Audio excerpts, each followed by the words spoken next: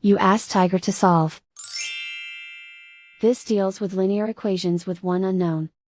The final result is x equals 215/13. Let's solve it step by step. Swap sides. Isolate the x. Multiply both sides by 43. Group like terms. Multiply the coefficients. Simplify the fraction. Multiply the fractions.